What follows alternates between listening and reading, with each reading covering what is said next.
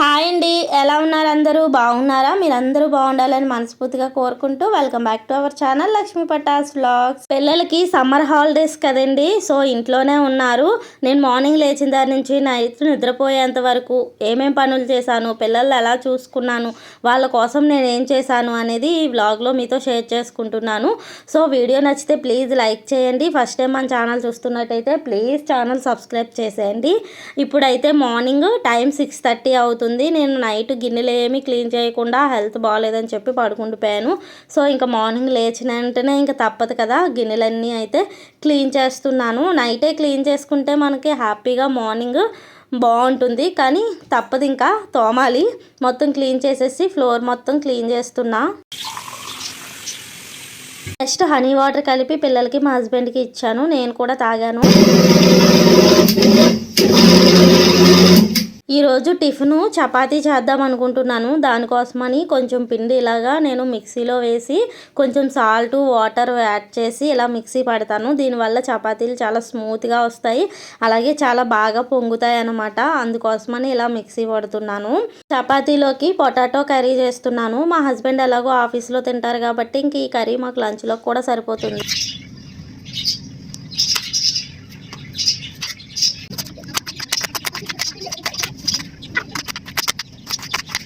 చపాతీ పిండి పక్కన కలిపి పెట్టాను కదా, మా హస్బెండ్ అయితే వచ్చి నాకు హెల్ప్ చేస్తున్నారు. ఎందుకంటే తన డ్యూటీకి టైం అయిపోతుంది.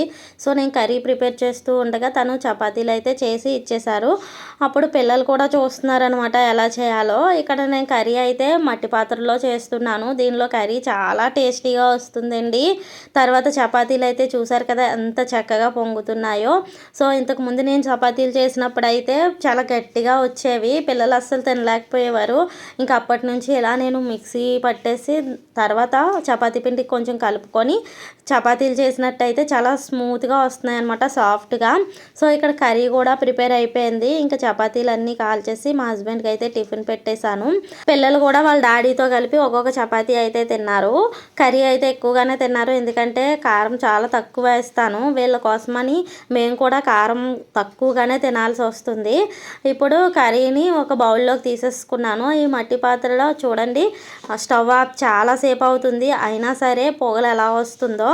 ఇప్పుడైతే మా హస్బెండ్ డ్యూటీకి అయితే వెళ్ళిపోతున్నారు, పిల్లలు ఎదురొచ్చారు.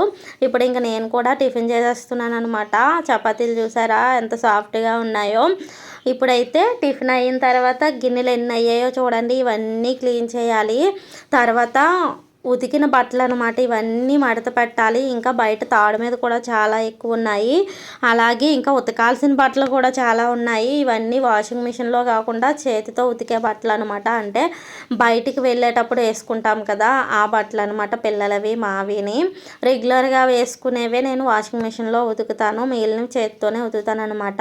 ఇప్పుడు గిన్నెలన్నీ తోమేసి బయట అయితే కొద్దిసేపు ఎండలో ఉంచాను, మొత్తం తడంతా ఆరిపోయాక లోపల పెడదామని.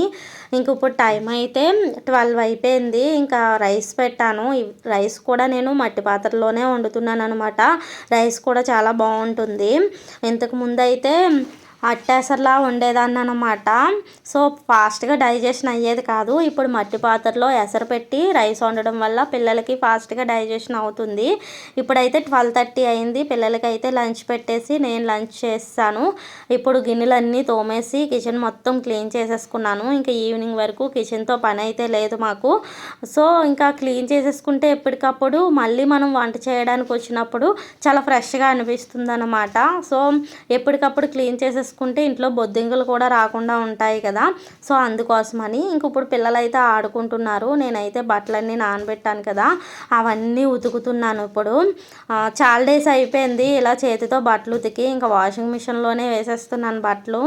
సో ఇలా చేతితో ఉతికే బట్టలన్నీ ఒకేసారి నానబెట్టి ఉతుకుతున్నాను అనమాట. దీనివల్ల అప్పుడప్పుడు ఉతుకుతున్నాను కదా, అందుకోసమని అస్సలు ఉతకలేకపోతున్నాను, చాలా ఆయాసం వచ్చేస్తుంది. ఇక్కడ చూసారా బుడగలు ఎలా చేస్తున్నానో. ఇది నేను బట్టలు ఉతికినప్పుడల్లా ఇలానే ఆడుతూ ఉండేదాన్ని మ్యారేజ్కి ముందు.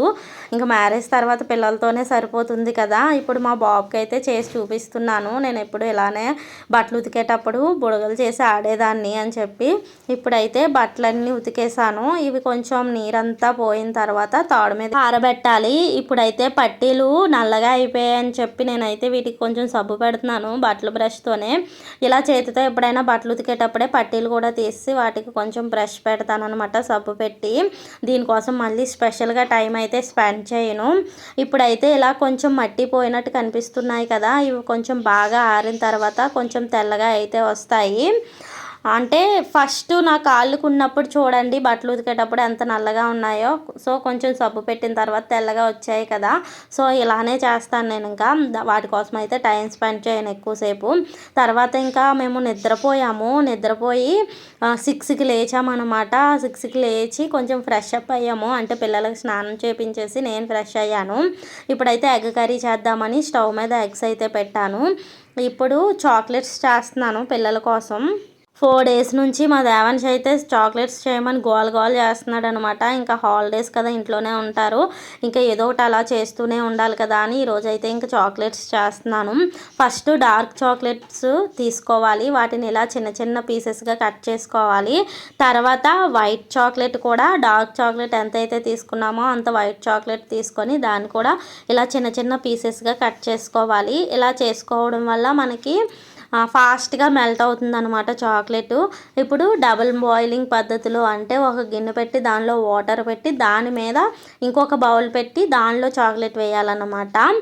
స్టవ్ మాత్రం ఎప్పుడు సిమ్లోనే పెట్టుకోవాలి. తర్వాత ఇంకా అలా కలుపుతూ ఉంటే ఒక 5 minutesకి చాక్లెట్ మొత్తం మెల్ట్ అయిపోతుంది. ఇప్పుడు చూడండి కొంచెం గట్టిగా ఉంది కదా, దీన్ని మనమేమో స్పూన్ పెట్టి ఎక్కువ సార్లు కలుపుతూ ఉంటే అప్పుడు చాక్లెట్ మొత్తము చాలా స్మూతీగా అలాగే చాలా షైనింగ్గా అవుతుందన్నమాట. బయట కొన్న చాక్లెట్స్ లాగే అవుతుంది. మనం ఎక్కువ సార్లు, అంటే ఎంత ఎక్కువ తిప్పితే అంత ఎక్కువ షైనింగ్ అవుతుంది చాక్లెట్. ఇప్పుడు ఇలా అయిన తర్వాత చాక్లెట్ మౌల్డ్స్ ఉంటాయి కదా, దానిలో మనము చాక్లెట్ని వేసేసుకోవాలి. ఇది కొంచెం గోరువెచ్చగా ఉన్నప్పుడు వేసుకోవాలి, వేడిగా ఉన్నప్పుడు వేయకూడదు. ఇప్పుడు చాక్లెట్ మౌల్డ్స్ మొత్తం వేసేసిన తర్వాత దీన్ని ఒకసారి ట్యాప్ చేసుకోవాలి.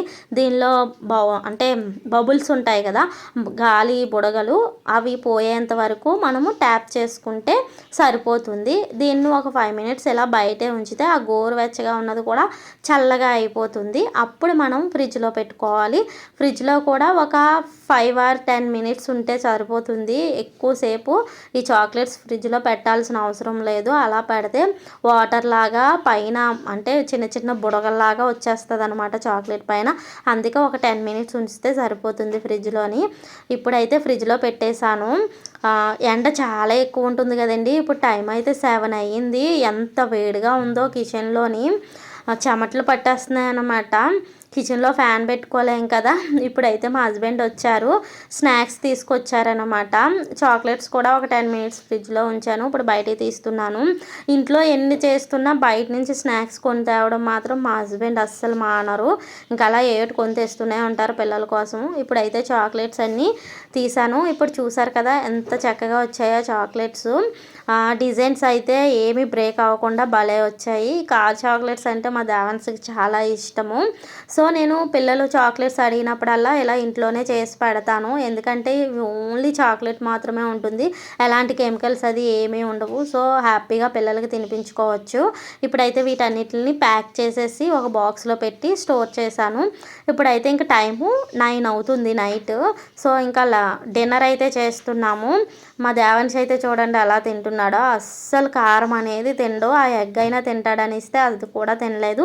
ఇంకా టైము 9:30 అయింది. గిన్నెలన్నీ క్లీన్ చేసేసుకొని కిచెన్ అంతా, స్టవ్ మొత్తం అంతా క్లీన్ చేస్తాను అనమాట. నైట్ మనం ఇలా కిచెన్ క్లీన్ చేసుకొని పడుకుంటేనే ప్రశాంతంగా పడుకోవచ్చు. మార్నింగ్ కూడా చాలా ఫ్రెష్గా ఉంటుంది మనకి. కిచెన్లోకి వచ్చిన వెంటనే హ్యాపీగా పనులు స్టార్ట్ చేసుకోవచ్చు.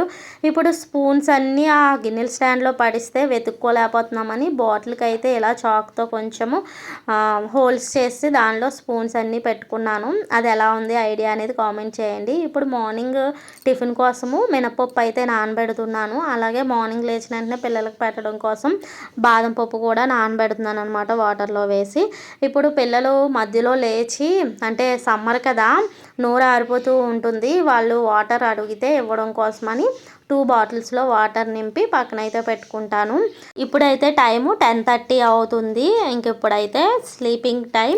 సో అందరికీ గుడ్ నైట్. ఐ హోప్ ఈ వ్లాగ్ మీకు నచ్చింది అనుకుంటున్నాను. నచ్చితే ప్లీజ్ లైక్ చేయండి. మరొక మంచి వీడియోతో మీ ముందుకు వస్తాను.